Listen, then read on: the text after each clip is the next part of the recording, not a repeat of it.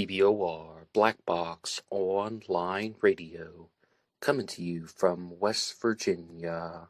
BlackBoxNid88 on Instagram for the bonus podcast. And welcome to BBOR, the home of true crime talk radio and your premier destination for unsolved mysteries, criminal psychology, and exploring the dark side of cyberspace. My name is Ned DeHaan, and I am your host, as well as the creator of Astro Psych 400 here on YouTube, and regular contributor to the Zodiac Killer channel. And a great way to support these shows is just by listening to some more content. But you can also go over to Amazon.com and have a look at the book Killer on a White Horse, written by me, Ned DeHaan. It is a novel, murder mystery, inspired by the Zodiac Manson connection, but it is indeed fictional. However, who doesn't love a good mystery? And there is always the TeeSpring page. Feel free to check out some of the merchandise. And remember, being weird is not a crime. Let the show begin. This episode of Black Box Online Radio is brought to you by Rep Sports and Raze Energy. Are you a fan of energy drinks, protein shakes, and health foods? Well, I sure am. I use the stuff almost every single day. They sell Raze Energy products at my local gym, but you can have them shipped to your home. Use the coupon code NED075, that's NED075, for discounts applied at the checkout. The link is in the description box. Okay, hello everybody. Today is Monday, another Zodiac Monday. Welcome to the show. Last year on the channel, I did a regular segment called the AMA, the Ask Me Anything, where I would respond to your questions and comments. And I would often begin those with a borrowed question. And I heard a really interesting borrowed question a couple days ago that I would like to use right now. It was from the show The Fallen State, and they said, "Do you ever consult your mind?" Do you ever consult your mind? I thought that was a really good question. And anyone can weigh in the comment section down below if they would like to use this as an icebreaker. My answer is, yes, I do consult my mind sometimes. But should I? No. And I have an absolutely terrible reason why. I was watching the show Bel-Air, like the reboot that has like the characters from the Fresh Prince, but reshaped into this darker version of maybe dramatic more so than darker. And it's on Peacock, and they were talking about this exact concept, and one character says to another something to the effect of, "You always tell yourself that it's wrong, but then you act like you have no choice, so you have to do it anyway, and then you just do it." And I think a lot of us are like that, getting caught up in self-justification, or just trying to convince ourselves that doing bad things is some way permissible. If you consult your mind, you'll often find that you can twist things around in a way that seems like you have the right to do something, when maybe you didn't. So that's my answer to the question, do you ever consult your mind? And that is my very odd answer. And now to get to some real Zodiac Killer news. There is an excellent video that has been put out on the channel, Planet X Filmworks, all about the murder of Cheri Jo Bates from 1966, looking at not only possible Zodiac Killer connections, but examining some of the suspects that could have been involved in that crime. Cheri Jo Bates was murdered on October 30th of 1966. Some people think that she was the first victim murdered by the Zodiac Killer. Other people think that she was murdered by an ex-lover, or maybe she was just murdered by somebody stalking the campus.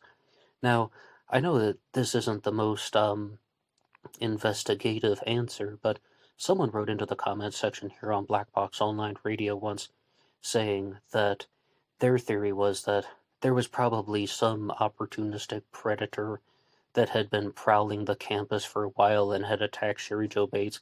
It wasn't anybody that she had known personally, and that all of the Bates confession letters, or the Bates had to die letters, the desktop poem, all the pieces of writing were absolutely unconnected. And if you'd like to hear more, you can go over to Planet X Filmworks. Ross did a very good job with that video.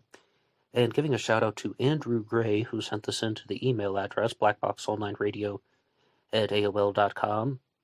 Hi, Ned.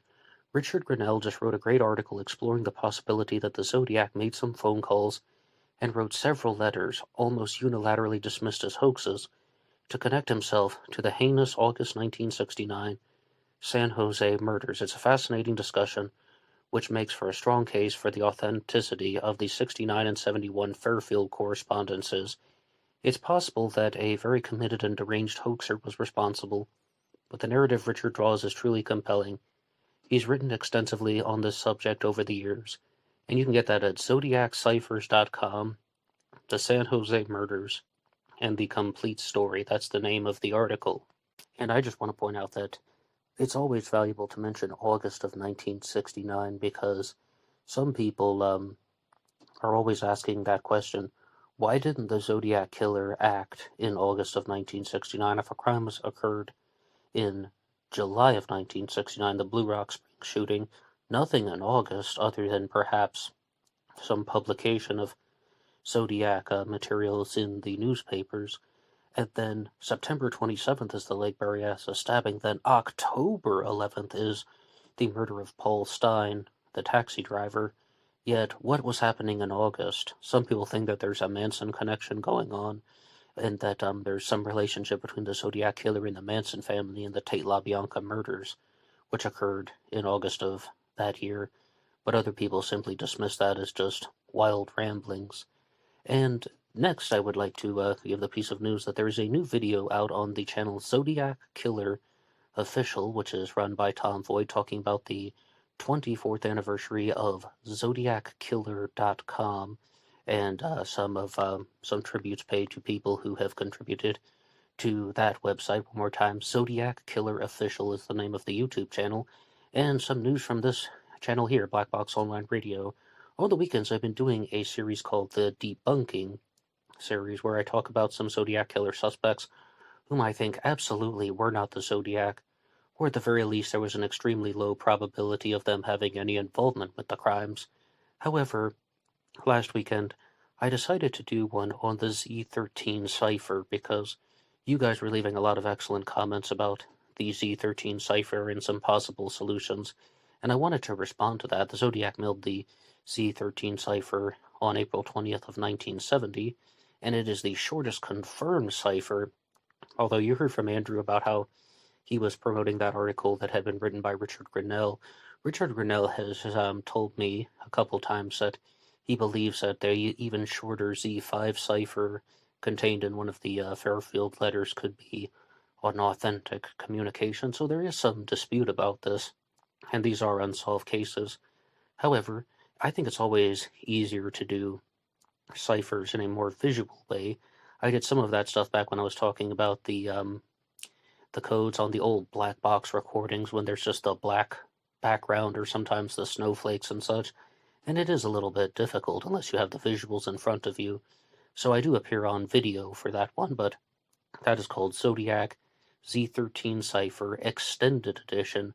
And I have, as I said, some previous episodes with the black box, and also at one time I just put the Z13 Cipher up on the screen, but that was just a pure podcast. And this one I can actually show you the different pieces and move them around a little bit. And the final announcement from me here on BBOR is that I will be doing the conclusion of Zodiac Killer the Link Letter Connection coming out on Wednesday. You know, I never know how these multi-part series are going to go. Maybe it's going to be several months. Maybe it's just going to be a few weeks. To be very honest with you guys, I think that series is ready to wind down. It's going to be the final third part, and that will be coming out this Wednesday. And if you haven't hit that like button and subscribe to the channel, now's a great time to do so you can follow along with all of these true crime discussions. And the link letter connection is also a Manson connection, and on Wednesday I'll be talking about how all of that ties together, as well as the theory involving the murder of Dr. Oda, an optician. But right now, I would like to go to something that was heavily requested by you guys. At least 4 different people made this request to hear about the Zodiac killer suspect, Troy Haughten. And I want to begin by saying I'm going to apologize if I mispronounce his name. I was trying to find an audio clip, but when I look at this name, Houghton, I knew somebody growing up who had that name. They pronounced it Houghton, but then I found this novel by Judy Picoult, and Jodi Picoult's character was named Haughten, and it's spelled the same way, but I was listening to an audio book that she had composed. So I saw that there's a misspelling of Troy's name, and that is Haughton. So I'm pretty sure it's pronounced Howden, but if I make any mistakes with that, sorry, and I'm going to be referring to him as Troy or Troy H throughout this one. But again, multiple people requested an episode to hear about Troy Houghton as a Zodiac killer suspect. They also talked about his connections to the Minutemen. So big thank you to anybody. And as you hear, this is a topic that was requested by one of the listeners. If there's anything you would like to hear about on the Zodiac Killer, or any subject really for the Anything Goes Friday segment, you can put your ideas down below. Any subject is fair game. Okay, but first I would like to go over to a post that had been posted by former deleted user, that's the name, and says that Troy was born on September 30th of 1933, and his mother's maiden name was Alderman, and he was the coordinator of the California Minutemen, who disappeared in early 1967 and was never heard from again. And that immediately gave me some pause. I was like, well, what happened to him? And at first I thought they meant that he had passed away, and I was like, well, if he passed away in 1967, he certainly wasn't the Zodiac killer. But no, it just says that he disappeared, and as I was reading up more about him, he is a missing person, and he was never heard from again. So says some of these points here. Okay, so he has also used the aliases Dan Alderman, like his mother's maiden name, Troy Boyle, Troy Epic, and Jack. Just Jack. That's weird. I mean, that's not super weird, it's just a little bit weird. Jack. Just Jack. I'm Bond. Just Bond. No, not James Bond. Just Bond. But he was around 35 years old at the time of his disappearance, because if he was born in 1933, then in 68 he would have been 35, and then in 69 he would have been 36. And I've always said, okay, not always, I've frequently said that I thought the Zodiac Killer was somebody who would have been in his early 30s to early 40s, so Troy is right in the middle. In fact, when asked about him being the Zodiac Killer, someone, when he was young, who knew Troy, said he didn't look like the Zodiac composite because Troy had a more defined widow's peak. When I look at Troy's photo, he definitely seems to have a bulkier face than the Zodiac composite, and there's something very pointed about the Zodiac's chin and jawline. It really comes to a fine point. It seems like Troy is a little bit of a larger man, but that is the Stein composite, the composite sketches that were done after the murder of Paul Stein, when the Zodiac was witnessed by the Robbins kids who were across the street, and then they were really the sources for that. But Mike Mageau, who survived being shot by the Zodiac Killer at the Blue Rock Springs shooting, said that he couldn't make out any real features of the Zodiac Killer's face, but he just could see that he was a Caucasian male, and his face was really big. So, I mean, that gives you some pause, and that's one of the reasons why Robert Graysmith was saying, oh, yeah, the Zodiac had a much larger moon face than people actually think. Because, of course, Graysmith was trying to vilify Arthur Lee Allen as the Zodiac Killer. But, so I think that Troy matches some of these descriptions, but not all. He actually had a career in mining. That's one thing that I thought was rather interesting. You don't find too many Zodiac Killer suspects who have had a career in the mining industry. But I think people are much more curious about how he had this connection with the Minutemen. And this is also talked about in former deleted post, where it says, the Minutemen used the crosshair symbol on a decal. They even posted something once that said, see the old man at the corner where you buy your papers? He may have a silencer-equipped pistol under his coat. That extra fountain pen in the pocket of the insurance salesman who calls on you might be a cyanide gas gun. What about your milkman? Arsenic works slow but sure. Your auto mechanic may stay up late at night studying booby traps. These patriots are not going to let you take their freedom away from them. They have learned the silent knife, the stranger's cord, the target rifle that hits sparrows at 200 yards. Traitors beware, even now the crosshairs are on the back of your necks. Minutemen. So, that is very clearly pointing that symbol is from the Minutemen. You might notice, though, if you look at this graphic, that this is of just a circle that has a cross in the interior, whereas the Zodiac Killer's cross extends to the exterior, like the lines go beyond the limit of the circle in the Zodiacs, and that's much more similar to the Zodiac Killer watch. And there's so many theories on the origin of the Zodiac symbol. Why did the Zodiac Killer choose this particular symbol? Is it from the Minutemen? I mean, this is definitely sounds almost like Zodiac Killer language. This is flat out domestic terrorism, pretty much, saying be careful around the insurance salesman or the milkman because they might kill you. I mean, that's definitely borderline threatening behavior, and that does get into what the Zodiac would do, because the Zodiac Killer is not only a murderer who committed a crime spree in 1968 and 69, the Zodiac Killer is also a domestic terrorist. He's threatening to go on a kill rampage. He's threatening to set off bombs, to have the bus bomb and the location of a bomb that was buried, and he's going to come get the kiddies when they come bouncing out. No, at first I thought that I was going to be doing a real short segment on Troy H, because I was thinking that, I was like, oh, I don't really see much there. I mean, he disappeared in 1967. How does anybody know what he was doing? Was he even alive in 1968 and 69? But I did have somewhat of a reversal once I read that little clipping of the cross-haired symbol and that terrorist threat, for lack of a better term. But the post continues with some info about Troy.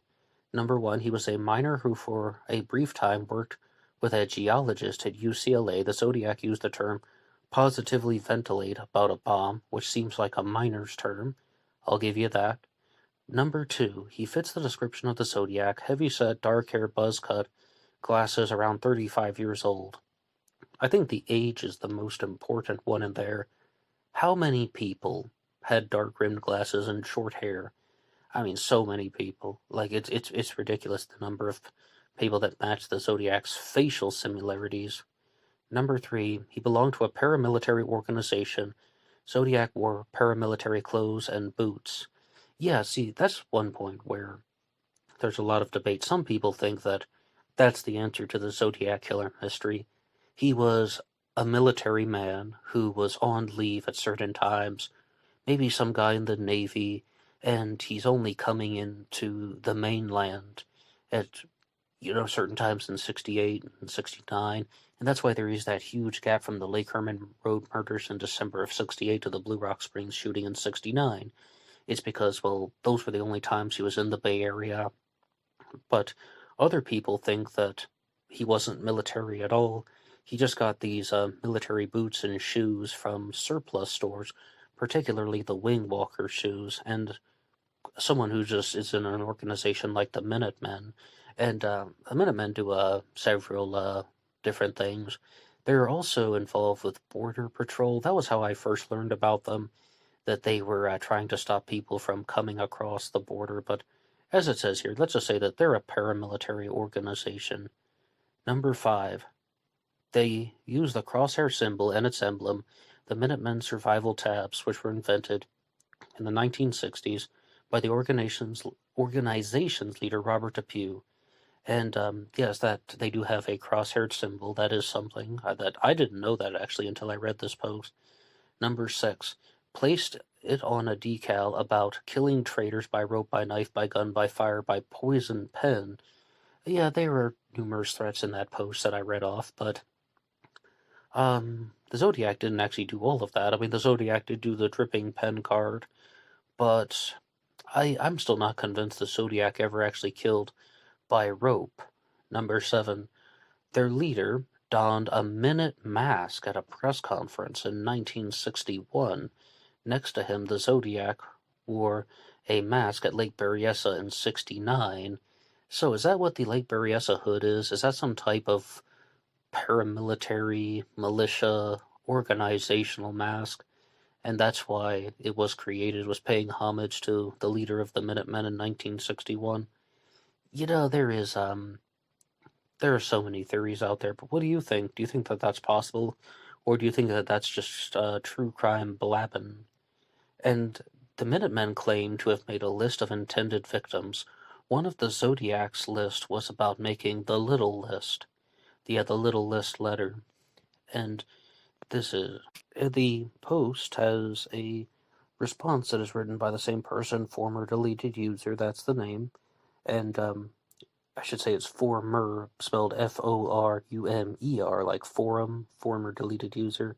In October of 1968, Depew, the leader of the Minutemen, was a fugitive on the run and claims that local police are aiding Minutemen fugitives, Payson and Troy H., to escape the FBI.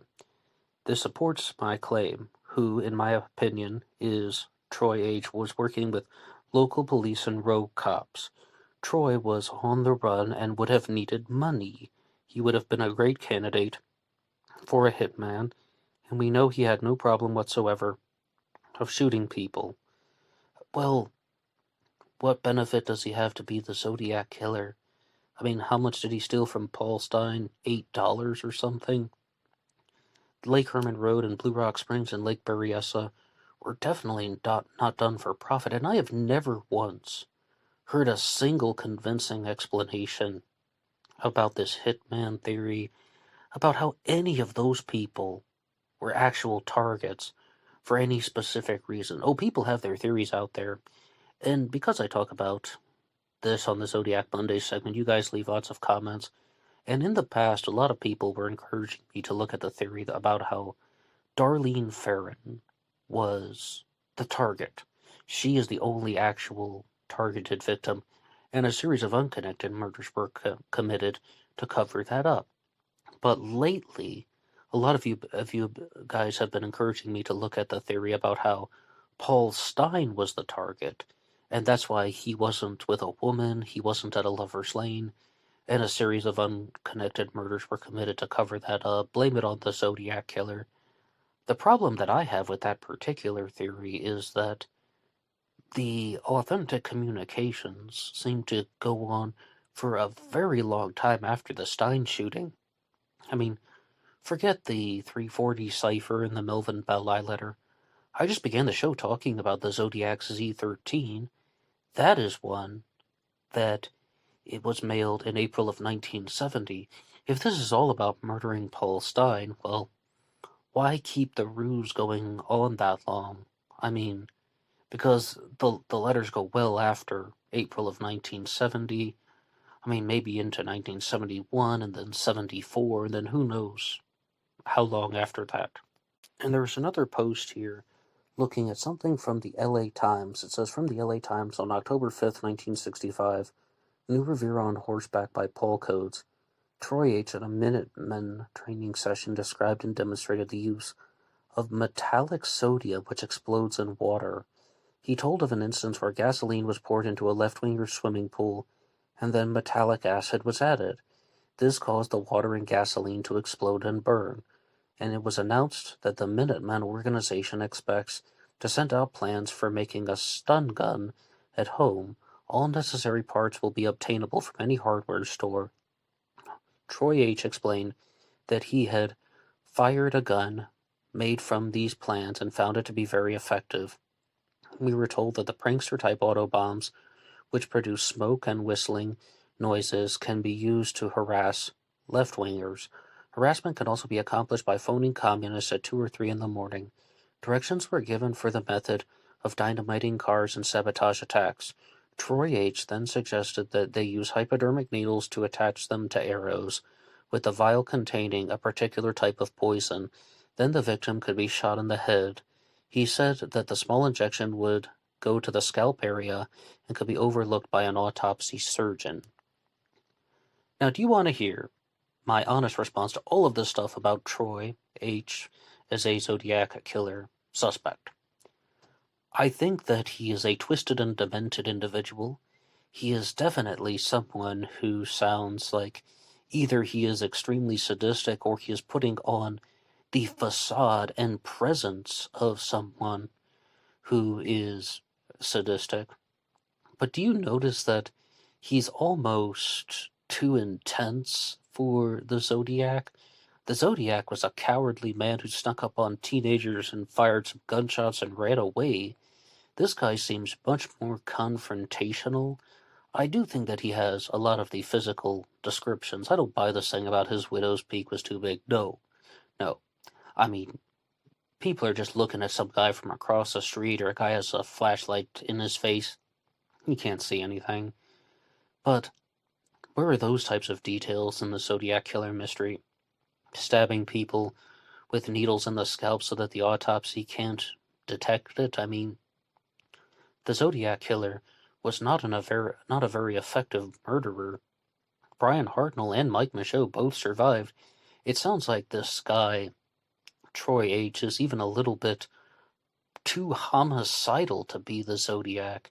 And it's really quite odd, because I haven't heard a single thing in any of those posts about how he actually murdered anyone.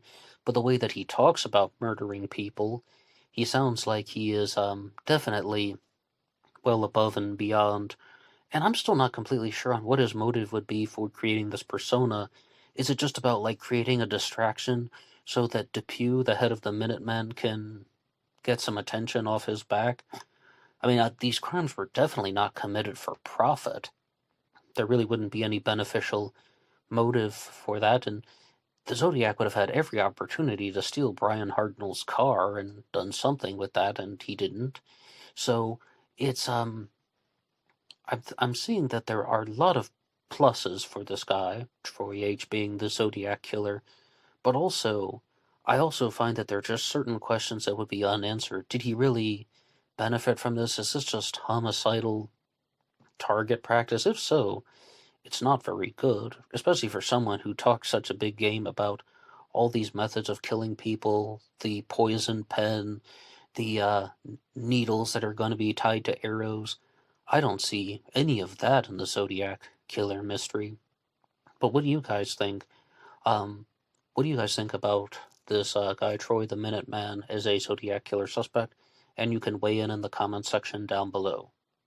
And I suppose there's one final point that needs reinforcement about Troy H. as a Zodiac killer suspect, and that is belonging to any type of organization like this at all. Because when I did the debunking episode on the Zodiac suspect Lawrence Kane, I talked about his connections to the organized criminal Alan Dorfman, and I said, I absolutely don't think that the Zodiac would have any connections to organized crime.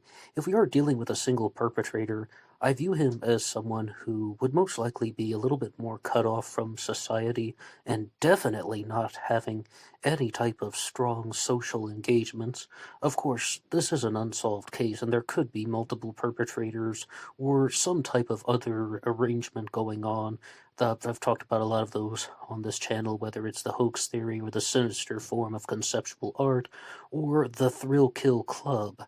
But I guess if by that same token, then somebody like Troy, who is a member of the Minutemen, and he seems like a very influential member of this group, would not fall into any of those categories. And that's just my personal take on the subject. I mean, I can't bring that into a court of law and say, oh, well, this guy can't be the Zodiac killer because he was part of an organization and he was an important and influential member. No, but that's what I genuinely think happened.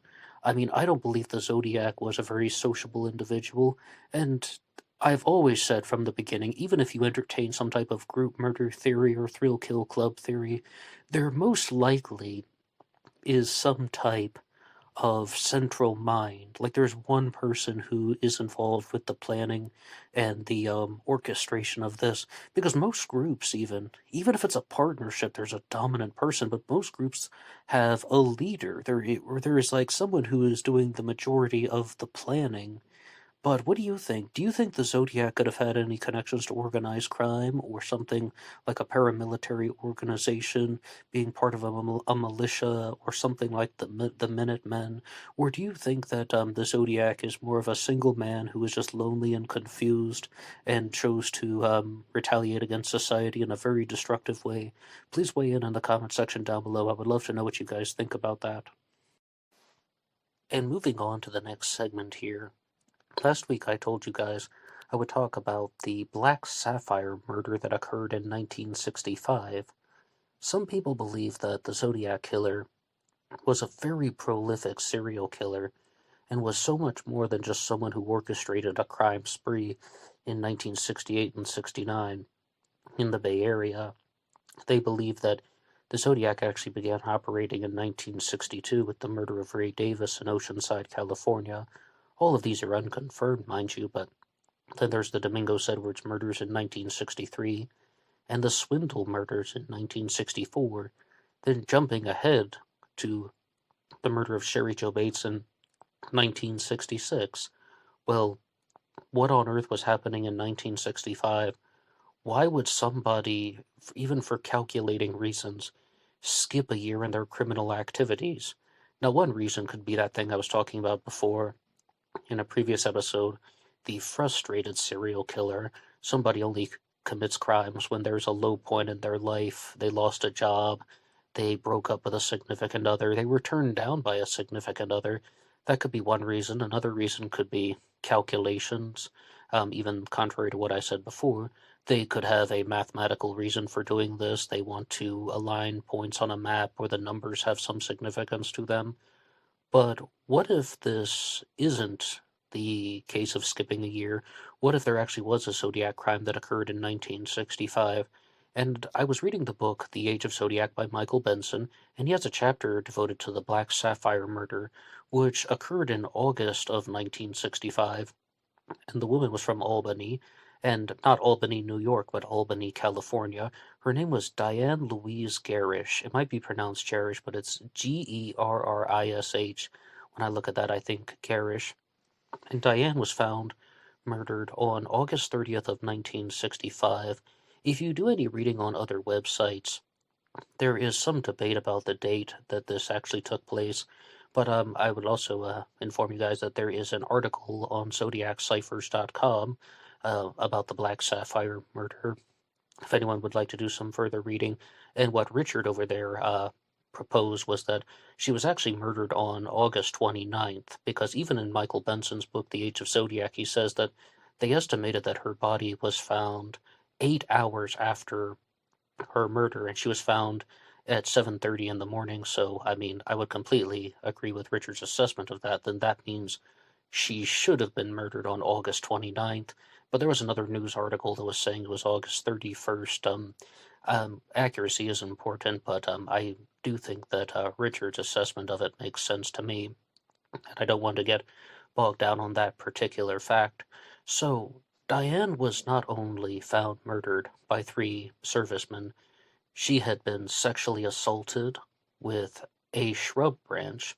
And when I was reading Michael Benson's book, The Age of Zodiac, he said that it appeared to the authorities that someone had tried to rape her, but they were unsuccessful. So then they decided to assault her with a branch from a shrub. I don't know how they would have obtained that specific information, that this person originally tried to sexually assault her in a more conventional way and was unable to perform or get aroused. I just don't know how they would know that, but that's what was written in the book. And that she was sexually assaulted with the branch from the shrub. She was then more or less stripped of some of her clothing, and at one point she is strangled with her bra, and another point she is strangled with her stockings. And I won't give any more details other than that, but there is a little bit more elaboration in the book The Age of Zodiac by Michael Benson. Okay, so Immediately, I'm sure some of you guys are thinking that there are some red flags going on. The Zodiac killer didn't sexually assault the victims. Absolutely not, and especially if you're going to include crimes such as the murder of Sherry Jo Bates, which occurred a year later in 1966. The Zodiac, or I shouldn't say the Zodiac, the perpetrator had the opportunity to assault Sherry Jo Bates in a sexual way, but did not. Or how about the Lake Berryessa stabbing on September 27th of 1969? Cecilia Shepard was tied up, hog-tied. Her feet are tied to her hands, purely defenseless. The Zodiac didn't sexually assault her. What on earth is going on? And it's also important to note that she wasn't stripped naked. Sherry Jo Bates wasn't stripped naked. Now, with Linda Edwards, who was murdered in 1963, as I said, near Gaviota Beach and near Santa Barbara, she was exposed. It appeared that somebody had cut her swimsuit and had exposed her breast, but they simply do not know when that happened. I do think it's quite possible that the Domingos Edwards murders were a sexual assault gone wrong, but this one that occurred in 1965, the murder of Diane Garish, seems much more vicious, definitely much more heinous, and you might be wondering, why is it called the Black Sapphire murder? Well, Diane had a ring that was given to her as a gift that had a black sapphire in it, and they said it was actually rather valuable, so says Michael Benson's book, and the ring was taken off of her finger. So I don't know if that was meant to be a trophy that this person wanted to take with him, or was it done for theft? Like, is this a robbery and sexual assault? Things like that do happen, but there are serial killers who just keep trophies of their victims. And there's another detail that Michael Benson shares in the book, that even though some of her clothing are stripped off, like her stockings and her shirt has been exposed, and he got her bra off and used that to strangle her, but then it appeared that he put her coat around her body so that she would stay warm. It seemed like a rather odd gesture, but she did pass away, of course. But they thought that perhaps, by they I mean the authorities, thought that perhaps the coat was put around her to keep her warm because he didn't expect that she would have passed away so suddenly. I simply do not know, but that is not abnormal for serial killers either, because recently on the channel I was talking about BTK, the serial killer Dennis Rader, and he did something similar for one of the victims, just a moment of comfort before he killed him, and everybody in the comment section was like, what on earth is he talking about? Why is he doing that? I don't know why people do what they do, but that isn't abnormal behavior for serial killers. It appears that the Black Sapphire murder, the murder of Diane Garish in 1965, was most likely a serial perpetrator.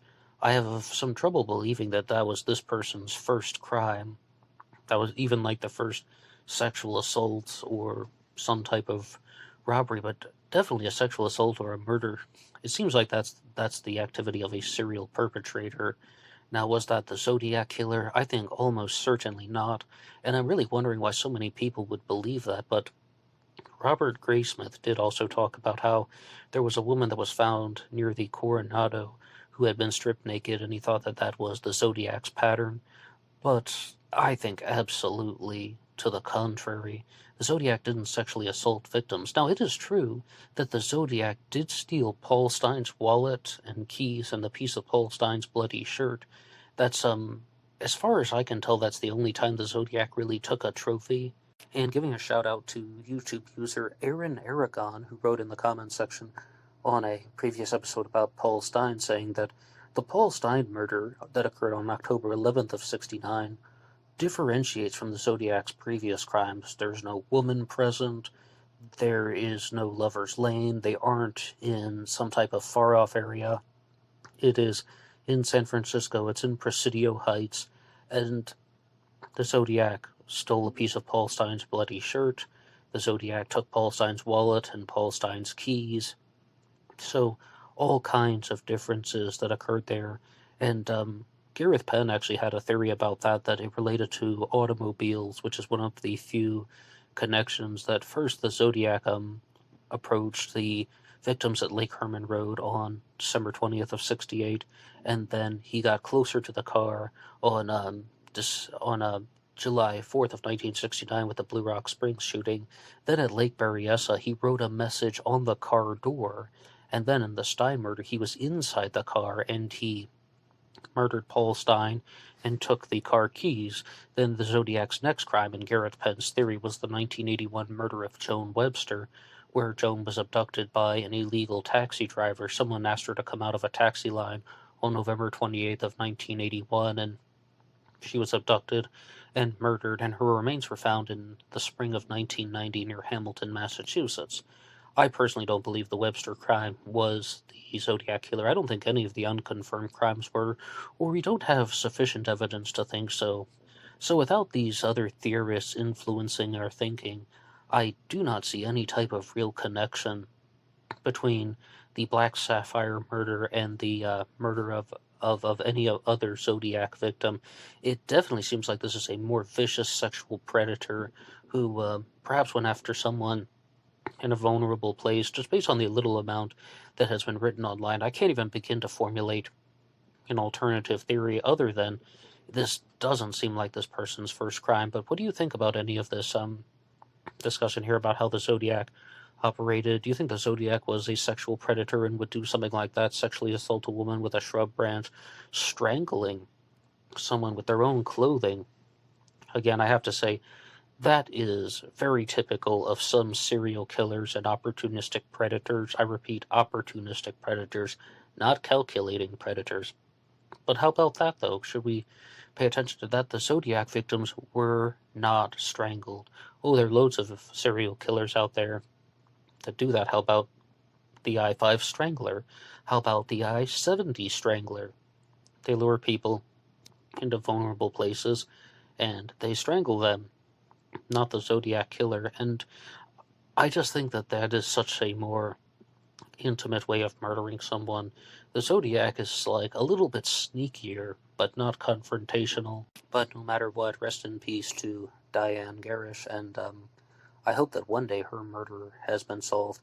But Michael Benson did point out in the book The Age of Zodiac that it is important to remember that the Black Sapphire ring was never found, never located. It didn't turn up in any type of shop that it was sold. It has simply not been identified or found anywhere either. So that's just another element to the unsolved crime. And like last week, I will stick around and chat with you guys for a little while. But there is some news for this channel. As I said at the beginning, I will be doing the conclusion of the Linkletter Connection series on Wednesday. It's going to be called Zodiac Killer, the Linkletter Connection Part 3, and I'm going to be talking a lot about the murder of Dr. Victor Oda. I never know how these multi-part series are going to go. Last year on the channel, I said I was going to do a regular segment about the disappearance of Donna Lass from 1970, a possible Zodiac killer victim, and I did, and that one went on for months, and I found so many sources, as well as people who were proposing alternative theories and suggesting that Donna Lass was not abducted by the Zodiac killer, but rather by Ted Bundy. And I definitely don't subscribe to those types of theories. But that's a big reason why I think the Linkletter Connection is only going to turn into 3 episodes, because so much of it is conspiratorial rambling, and I definitely wanted to respond to Tom Bleeker's book, Diane Linkletter, A Princess Wrongly Accused. I'd wanted to read that book for quite a while, but it's the parts about the Zodiac killer that are bothering me, because so much of it is hearsay. Like, Mae Brussel received this letter from someone in the 1970s, 1978 to be specific, and as Judge Judy always reminded us, don't tell me what somebody else told you, it's hearsay, it's not evidence. And I'm mostly open-minded when someone says that they have a source or that they have a suspect, because you don't only have to take somebody's word for it. You can judge their idea based on the merits, or you can look at the quality of their idea, or perhaps you can evaluate it and find out, does it make sense to you? And to be honest, I'm just seeing a bunch of wild stories in this Linkletter connection, that Robert Linkletter and Diane Linkletter are present during the Manson family murders, but Robert is also the Zodiac killer, and he left his glasses behind, and the optician or ophthalmologist could have figured out something about that, but there are just a lot of wacky ideas, and that meaning that the glasses could have been traced back to the eye doctor. So Robert Linkletter murdered him, and then his sister knew that he was the Zodiac killer, so he murdered her.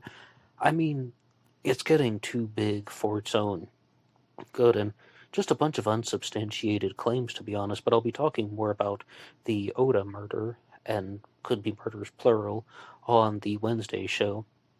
And for the future Wednesdays, I'm heavily tempted to get back into some of the material about the Long Island serial killer, because you guys have been leaving a lot of excellent comments about the Long Island serial killer, and some people who don't regularly listen to the channel have tuned in, and they've just responded, and they've been giving feedback, and I was really tempted to do some more Long Island serial killer Q&As, but then I was reminded of some of the earlier comments that people said about my episodes, which I did last year, and that was that people were very appreciative that I did standalone episodes for the victims Jessica Taylor and Valerie Mack, who were murdered in 2003 and 2000 respectively.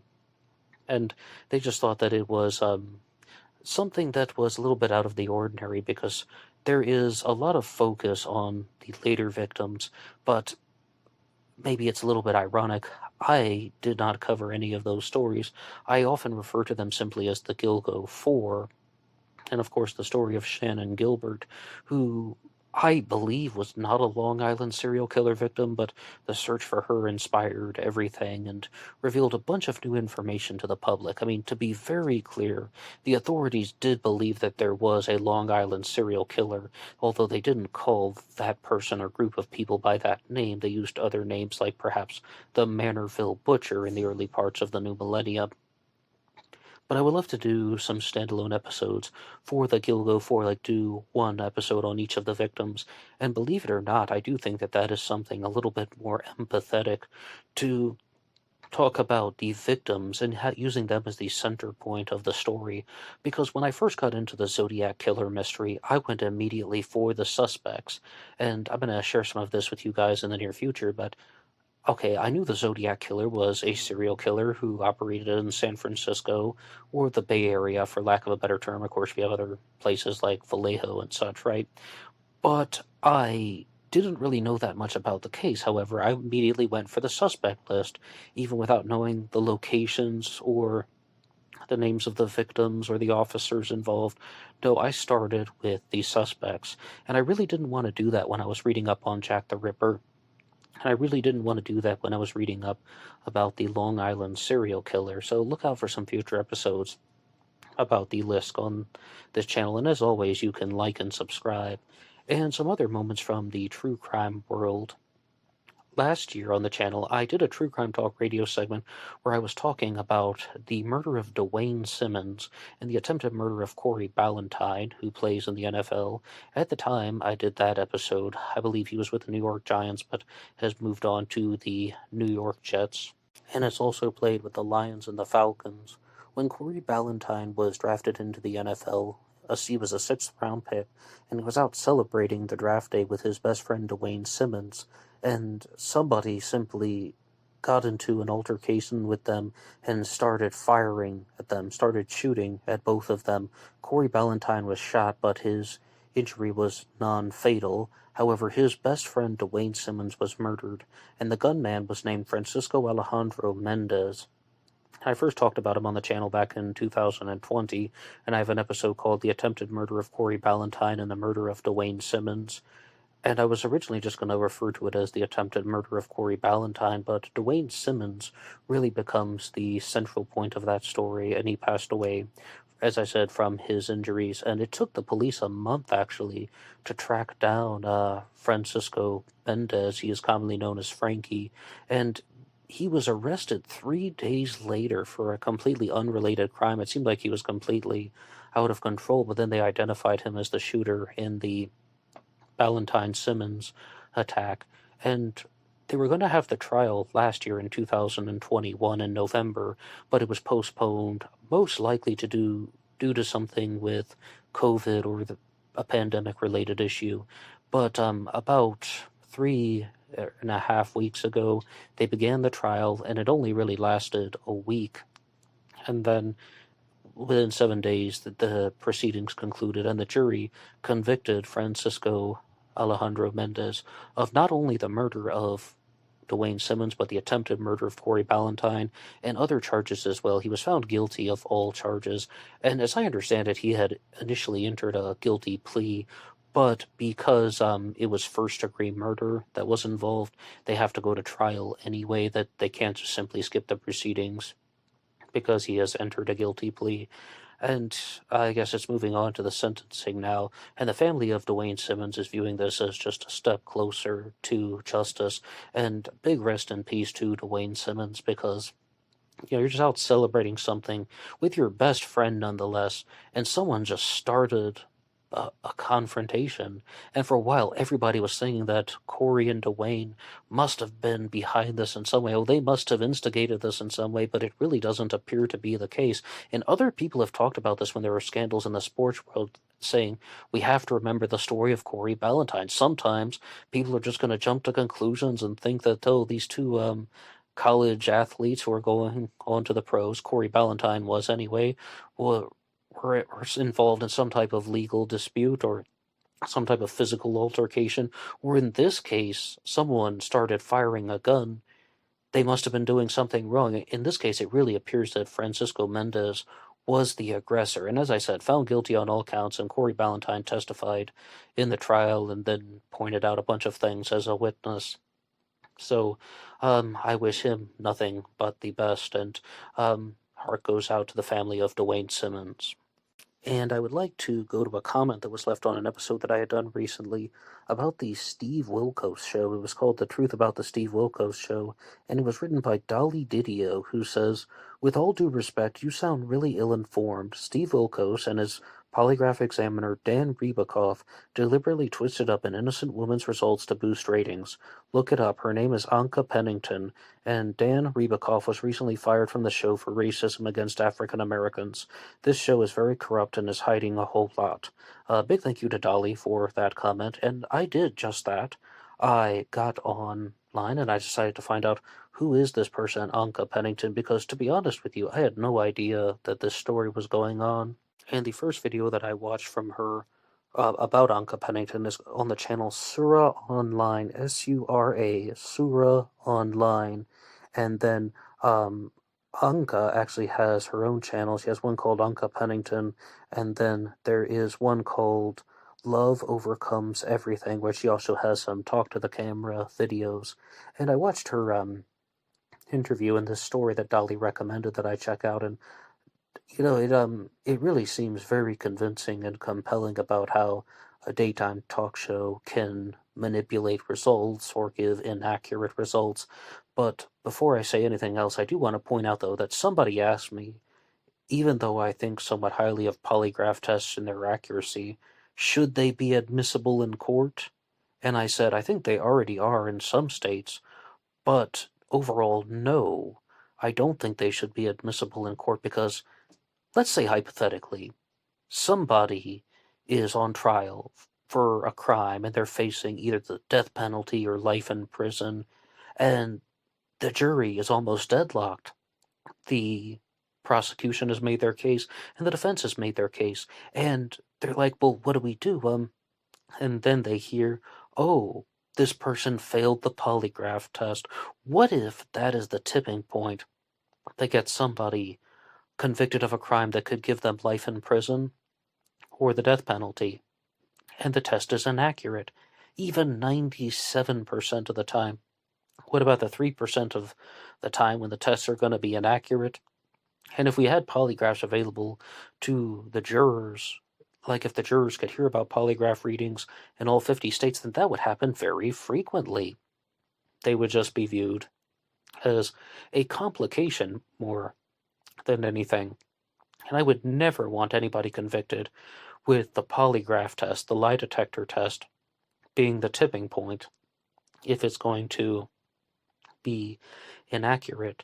And I watched this interview on Sura Online about the story of Anka Pennington, and she said that her child had what appeared to be cigarette burns on the child's body, and CPS got involved, Child Protective Services. And initially, the CPS, some investigators said they were not cigarette burns, but she believed that they were burns of some kind. She got in touch with the Steve Wilkos show, and she was a guest on there, and they gave some people in her life lie detector test as well as her, and she said the examiner, Dan Ribakoff, was very friendly and polite, and he asked her, "Did you burn your child with a cigarette?" And she thought that was so strange because she had already provided them with the information that CPS said they were not cigarette burns.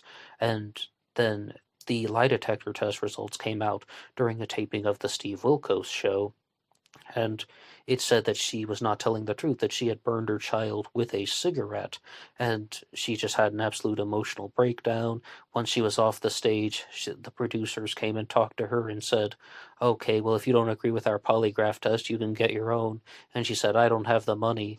And they gave her a $200 or $250 Visa gift card, and they said, "Okay, well, be on your way." And they put her in a car and took her to the airport, and just at that point, she was contemplating suicide because people all across the country were going to see her as a child abuser for something that she claims that she didn't do. And you might be wondering, well, what actually happened? Well, what Anka said is that she could prove that she was telling the truth because her child was not burned at all. She went to a doctor and found out that her child wasn't even burned.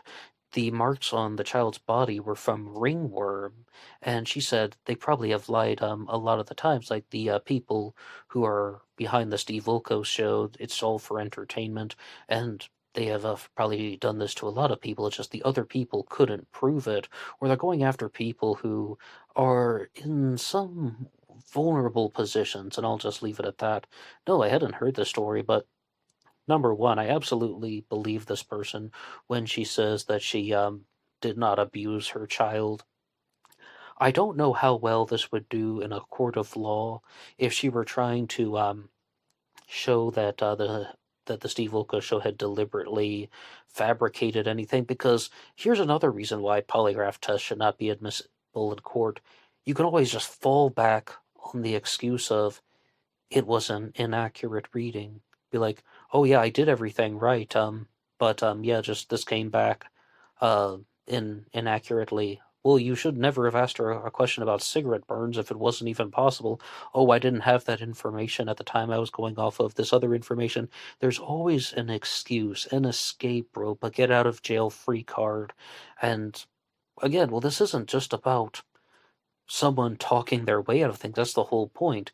And by them, I mean the polygraph examiner, the person giving the lie detector test.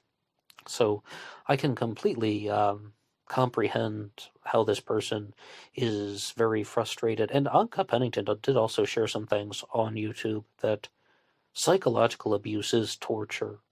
Even though she wasn't getting like punched in the face or kicked around on the Steve Wilkos show, and it's not just the public humiliation angle or having somebody shouting in her face.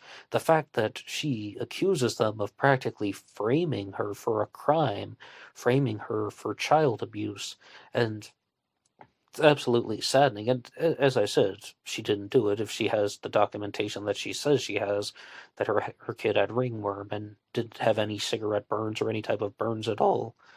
But believe it or not, I do stand by a lot of the claims that I said in my episode about the Steve Wilkos show because they weren't even relevant to the show themselves. It's just what I learned from watching that. Number one, people can deceive you, right? Right? But even it's to the level at which you can be deceived. And forget lie detectors. Forget daytime talk shows. People can lie to you and you might not know, or somebody comes across as genuine or sincere, or you believe their story, and then it turns out they're lying. In any context, I'm sure you must have had some type of experience like that in the past, but maybe you can even, if you want to weigh in the comment section about any of those. That was one lesson that I learned from the Steve Wilkos show. The second one was that women are often accused of crimes like sexual abuse and child abuse much more frequently than I had thought. And again, accusations as opposed to like convictions in court. And it really appears that those types of crimes are happening much more frequently than people choose to report on or even want to address the subject. And the third thing that I brought up in that episode was the polygraph testing, but I've said a lot about that earlier. And just to address Dolly's point about how the polygraph examiner was fired from the Steve Wilkos show, I also wasn't aware of that at the time of my recording. And I looked up that story as well, and he was let go after they found that he was sending quote-unquote racist text messages which were actually memes, but yes, they were definitely racist, and I don't blame the show at all for firing him for that. No, they were definitely discriminatory, but that's not necessarily about the accuracy of the polygraphs. And I mean, no matter what, though, they have set up the system in a way in which they can talk their way out of it. So that is very unfortunate. But it's good that people like Anka Pennington are sharing their stories. And if everything she says is true and she has all the documentation to back up her claims about how they faked this for television, or at the very least they provided inaccurate information for television and solely under the guise of putting this on for entertainment, then I wish her the best, and I hope that she can share her message with the world. But I would like to go back to some of this Zodiac killer stuff for a while, and it's not only about the Zodiac, but also things like the Phantom Killer from Texarkana in 1946, because I was watching one of the older videos from David Gold, who's the author of My Dance with the Zodiac Killer, and he was talking about how he remembered a lot of what he had experienced, because David Gold is the guy who claims that he knew the Zodiac Killer. His name was Frank Lee Morris, and he was also involved with the escape from Alcatraz in 1962, the Texarkana Moonlight Murders in 1946. Frank Morris was indeed the Phantom Killer, and then he went on to become D.B. Cooper, and this guy also was involved with the JonBenet Ramsey case, the Mothman incident in West Virginia, and what David Golds even said when he wrote into my channel here on BBOR is that these aren't theories that he has, these are memories. And someone asked him, you're sharing a lot of detail for something that should have happened 40 years ago, or sometimes 50 years ago even, thereabouts. How can you remember these things with such accuracy? And what David Gold had written in the comments section was that he was using a technique that allowed him to recall memories more vividly. He didn't say what it was, but I have found this time and time again from people, especially people in their late 40s thereabouts.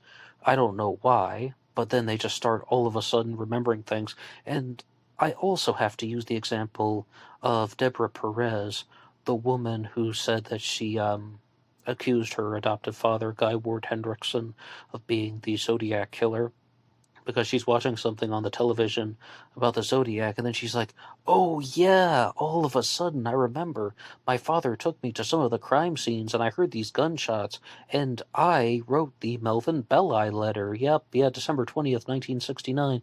This is the Zodiac speaking. Yeah, that was me writing that.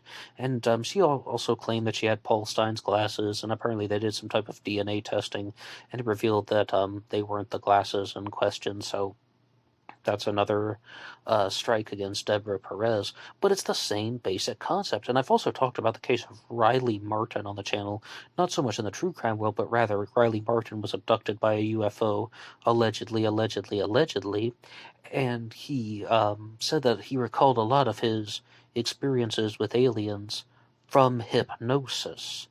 Memories that were revealed through the process of hypnosis. And I don't know if that's what David Gold is doing or Deborah Perez was doing, but the whole point is people are saying these wild stories, and are they telling the truth or not?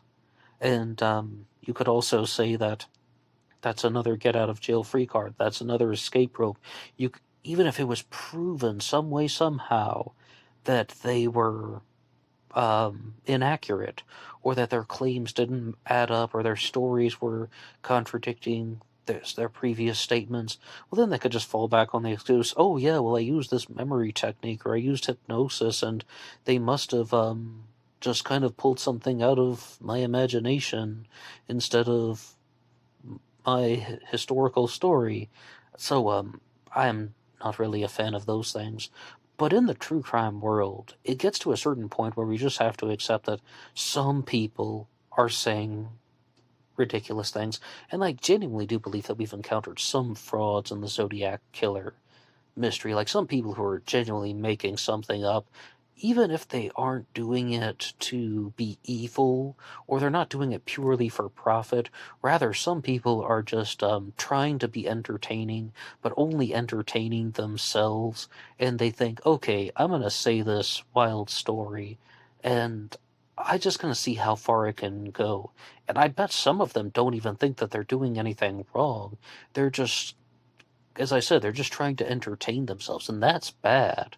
Absolutely, that's bad, because real people were murdered, and the whole point of true crime is to get the truth, right? But some people are just not being completely accurate, and even worse. This goes back to that stuff about deception. Like I said, some people can genuinely deceive you. Well, how exactly would that play out in the true crime world? You think that somebody is sharing a theory that they have about a case. Or as David Gold says, memories. Somebody like Deborah Perez also said she wasn't sharing a theory, they were memories that she had unlocked. But you might find them convincing. I don't find David Gold convincing. I don't know what's actually going on.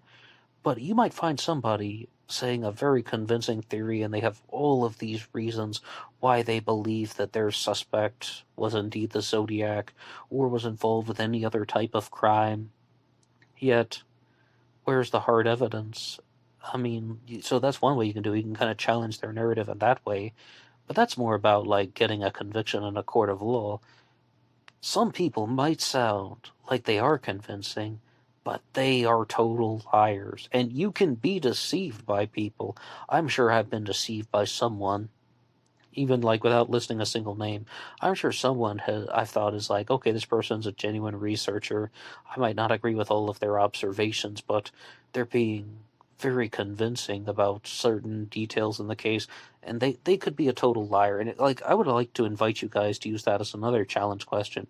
Have you ever found someone in the true crime world who is a genuine fraud? And I'm thinking a little bit more outside of the lines of someone who was exposed already. Is there anyone you suspect of fraudulent behavior? And it doesn't only have to be Zodiac related, or maybe even some of the other cases like the paranormal activities. I was talking about the case of Riley Martin. Another interesting story is Travis Walton, the man who was abducted in Snowflake, Arizona by aliens, allegedly. And Travis Walton is the subject of the book The Walton Experience, which was later renamed Fire in the Sky. And it's one of the few cases of a UFO abduction where all of the timeline was accurate, and he was found like 5 days after not eating anything, and everything seemed to have matched up. But Travis Walton appeared on the show The Moment of Truth, which was a lie detector game show. Really was just like, well, it's more or less a repackaging of the show Lie Detector from the 1990s, where they just asked people questions and they did little presentations. This one brought it into a financial element where people would earn certain levels of financial rewards for answering questions truthfully, so said the lie detector. And Travis Walton was on there, and he's answering all types of things about being abducted from a UFO, and he was answering all the questions truthfully. Dr. Michael Shermer even asked him a question as a guest panelist, saying, do you have any evidence from your abduction? And he said there are piles of it, the Geiger counter readings, for example. And I was even thinking that's a useless question, because polygraph tests are evidence. And believe it or not, I heard that on a show where Travis Walton appeared, and sadly it was the Jerry Springer show, but they did an episode about aliens on Jerry Springer, and this one guy on there said that polygraph tests should be counted as evidence even when they pile up, and these other things like Geiger counter readings should also be counted as evidence. Maybe it is not proof, but it is evidence to stay true to the term. And I know I'm going off on some wild tangent, but that man was completely right. Whether it's UFOs, true crime, I don't know, something spiritual, anything paranormal at all, there's an enormous amount of evidence. Maybe not proof, but to stay true to the terms, there is evidence. And I'm sure that you're already thinking about something else coming to mind. Okay, but about Travis Walton, they asked him a final question: were you ever abducted by a UFO? And the lie detector said that that was false. And then Travis Walton said that, well, those lie detectors are only accurate 97% of the time. You can be the judge of that one. You can just say that, oh, well, it's all fake. They just faked it for the TV show. Or you can also say that maybe Travis was correct 97% of the time, and then some people think that, yeah, they are accurate, even if they're not. He was never abducted by aliens. And the alternative theory that somebody wrote out another hearsay story on a blog that I read years ago. After watching that show, The Moment of Truth, I wanted to read up more about Travis Walton, and he said that Travis Walton was with his uncle at the time of his quote-unquote abduction, and he was never abducted by aliens. He was sitting on a couch getting high for 5 days, and he didn't eat anything because he was high on drugs. I don't know what to think about that. That's just what somebody is sharing online. It's like a friend of a friend story, except it's a nephew of an uncle story, if that is going to be a term we're going to incorporate into the English language. But he was found to be not telling the truth. I don't know. I've never really trusted Travis Walton, and it's for the silliest reason, because on the show The Moment of Truth, he was just being very weird with his body language. For example, he would act really kind of nervous and uneasy, and then all of a sudden get really confident. He'd be like, oh yeah, absolutely not. And I felt that he was just trying to deceive people in a certain manner, or kind of be unpredictable, and people couldn't tell what he was going to say next. And just something about that came across as deceptive, partnered with the fact that he got the final question wrong. And I think you guys can see where I'm going with that. But if you also want to weigh in on any type of UFO experience or any type of paranormal event, I've done several episodes about UFOs and abductions and UFO sightings here on this channel. So I would invite you to listen to some of those episodes, as I said, including the one about Riley Martin.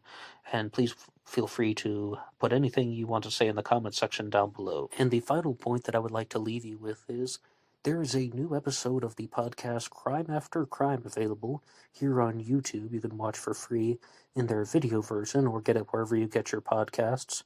And it's hosted by Daniel Hallen and John Lorton. I'm a big fan of the show. I've heard every single episode they've done. It's a monthly podcast, so easy to keep up with.